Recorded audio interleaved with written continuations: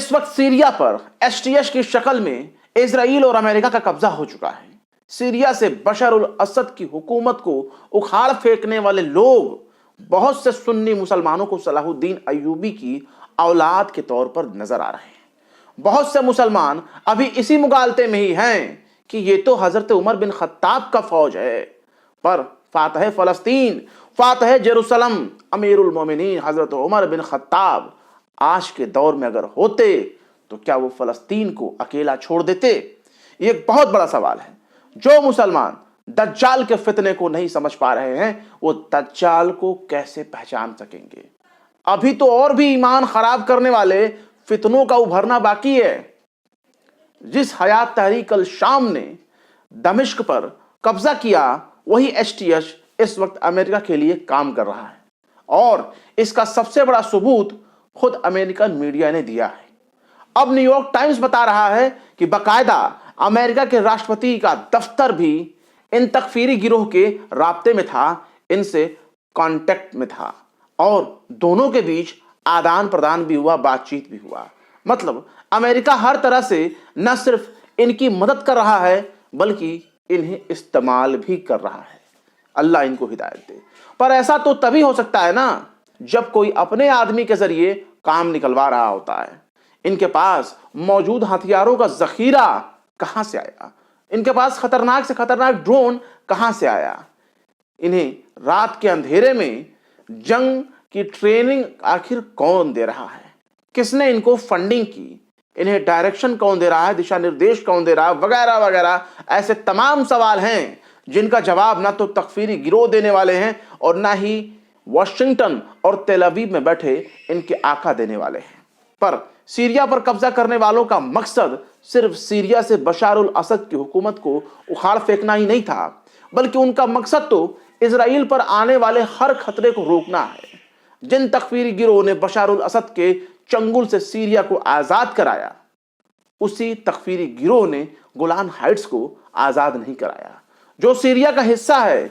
Syria के इलाकों पर इजराइल हमले कर रहा है, बमबारी कर रहा है, पर हयात तहरीक अल शाम ने एक गोली भी इजराइल की तरफ नहीं दागी। फलस्तीन को आजाद कराना और गाजा के सुन्नियों को इजराइल से बचाना बहुत दूर की बात है। अब अमेरिकन अखबार बता रहा है कि तकफीरी गिरोह अमेरिका की किस हद तक खिदमत कर रहे हैं। अमेरिकी अधिकारियों ने न्यूयॉर्क टाइम्स को बताया है कि अमेरिका सीरिया में हथियारबंद संगठनों के साथ इनडायरेक्टली राब्ते में था।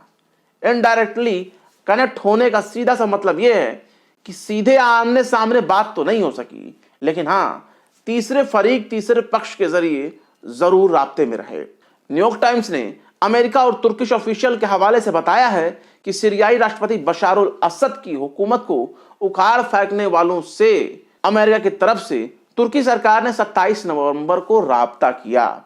यानी सामने अमेरिका नहीं था, बल्कि उसने अपने आगे खड़ा कर दिया तुर्की को, और तुर्की अमेरिका के लिए बातचीत कर रहा था। किससे? एसटीएस के लोगों से, या जिनको तकफीरी जमात कहा जाए। यह राब्ता तब तक चलता रहा जब तक आतंकियों ने दारुल हुकूमत दमिश्क पर कब्जा नहीं कर लिया।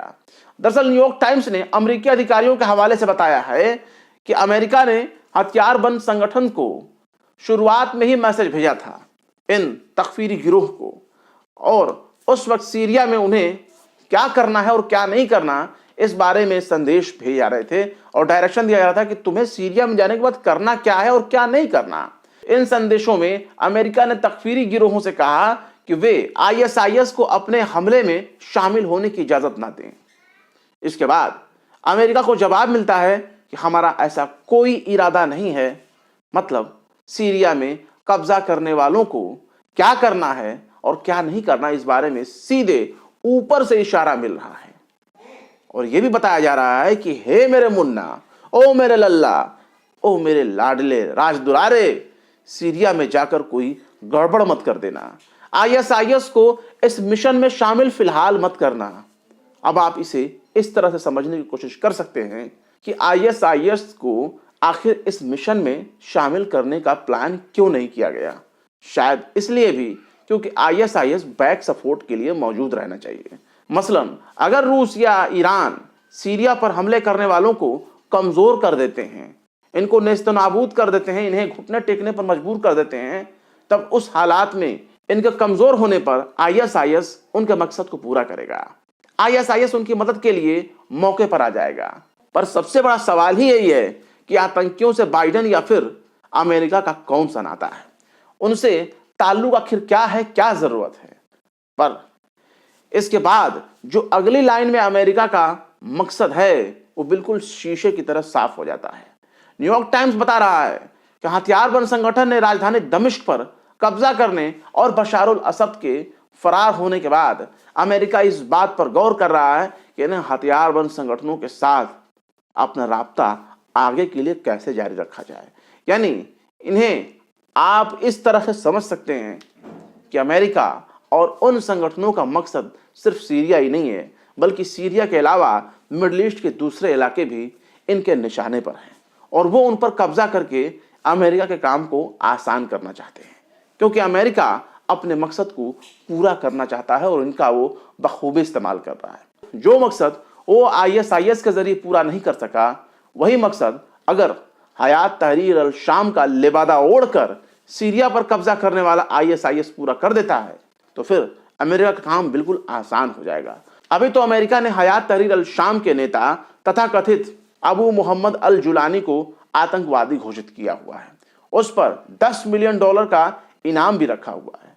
अब न्यूयॉर्क टाइम्स की रिपोर्ट है कि अमेरिकी खुफिया एजेंसियां और जो बाइडेन का प्रशासन एसटीएस और अल जुलानी का जायजा कर रहे हैं।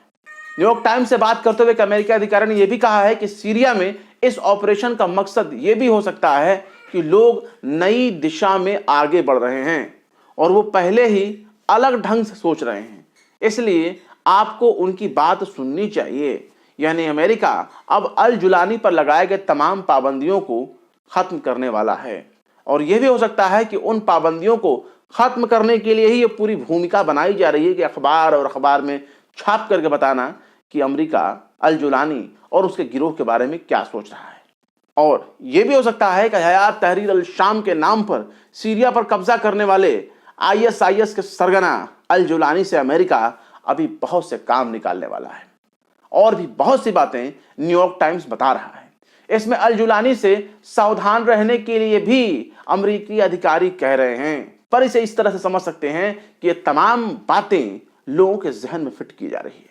उनके जहन में, दिमाग में ये बातें डाली जा रही है कि कल को अगर अल जुलानी या फिर उसका जो संगठन है हयात तहरीर अल शाम कोई अगर बड़ा कांड कर देता है तो इसके लिए अमेरिका को जिम्मेदार नहीं माना जाएगा।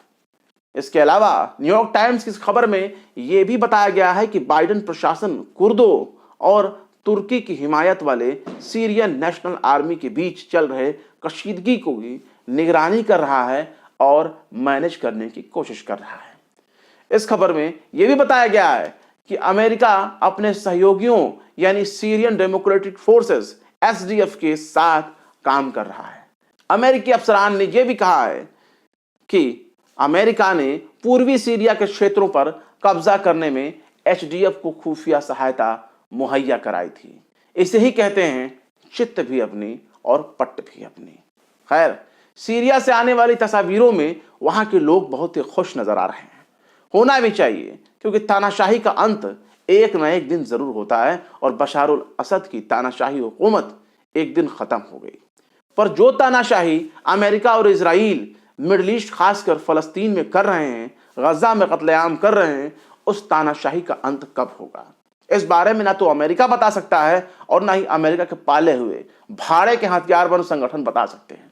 फलस्तीन अब बिल्कुल अकेला खड़ा है और उसकी मदद करने वाले ईरान की सप्लाई लाइन हिजबुल्लाह के लिए बंद कर दी गई है। हमास अभी भी लड़ रहा है। नाम नहाज सुन्नी संगठन हथियारों को लेकर फलस्तीन में नहीं जा सकते। इन नजदियों की शक्ल में बड़े बड़े सुन्नियों को हजरत उमर की फौज नजर आ रही है, कुछ को आसमान से फरिश्ते उतरते हुए नजर आ रहे हैं, लेकिन 45,000 से ज्यादा, ऑफिशियली 45,000 से ज्यादा फलस्तीनी गजा में मारे गए, तब इनको आसमान से उतरते हुए ना कोई फरिश्ते दिखाई दिए और ना कोई मौला उमर, हजरत उमर की आते हुई कोई फौज दिखाई दी। और सलाहुद्दीन अयूबी को तो भूल ही जाइए। सलाहुद्दीन अयूबी को समझ पाना ऐसे नजदियों की बस की बात नहीं है। ये सिर्फ उनका नाम ले सकते हैं, उनकी तरह इनका किरदार नहीं हो सकता। और कुछ तो इनके लड़ाकों के शक्ल में सलाहुद्दीन अय्यूबी के बेटे नजर आ रहे हैं। पर अफसोस, जिस मर्द मुजाहिद ने तमाम मुसलमानों को एक करने के लिए शिया और सुन्नियों को एकजुट किया, फलस्तीन को फतह किया, जेरूसलम को आजाद कराया, उन्हीं सलाहुद्दीन अय्यूबी के नाम पर अहले सुन्नत यानी सुन्नियों को बदनाम किया जा रहा है। ये तकफीरी गिरोह ना तो शिया है और ना ही सुन्नी है। ये भाड़े के पाले हुए टट्टू हैं, जिनको अगर आपने नहीं पहचाना और पहचानने में देरी कर दी तो ना तो बैतुल मुकद्दस बचेगा और ना ही मुल्क शाम। मुल्क शाम तो बल्कि निकल गया। मत भूलिए कि उसी दमिश्क में सुल्तान सलाहुद्दीन अय्यूबी का कब्र है, वहां उनका मकबरा है, जो नजदियों के ख्यालात के मुताबिक बिल्कुल भी ठीक नहीं है। फलस्तीन आज भी सलाहुद्दीन अय्यूबी और हजरत उमर को पुकार रहा है।